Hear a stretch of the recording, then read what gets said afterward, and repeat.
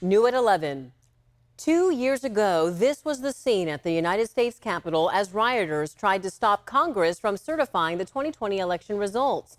Today, the Capitol was solemn as a moment of silence was held on this building steps in remembrance of the 5 people killed in the attack. 2 years after the attack, experts say we are still feeling its impacts, and so is the world.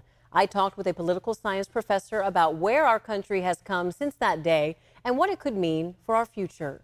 We're still in the midst of January 6th, even though we're 2 years from that event.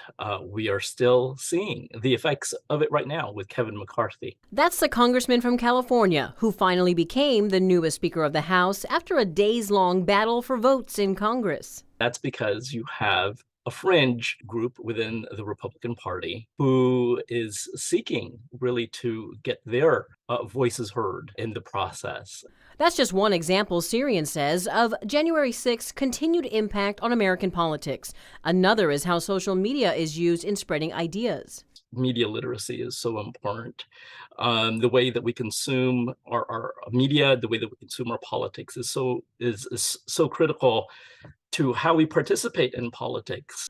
Syrian says when you have the right information, you can participate in politics in a productive way rather than through violence. Actually have productive political discourse so we can actually address the real problems, the real challenges that our society faces. As we look to the future, Syrian offers some warnings. Especially in the world that we live in today when there's crises, typically what happens is conspiracy theorists will take advantage of that. They will take advantage of our fear. They will take advantage of our uncertainty. The sort of extremist language that we continue to hear will persist. You have to be cognizant of what's being thrown out there and what is misinformation and disinformation, and of course, what's malinformation. Remember, as a result of the Capitol riot 2 years ago, 140 police officers were seriously hurt.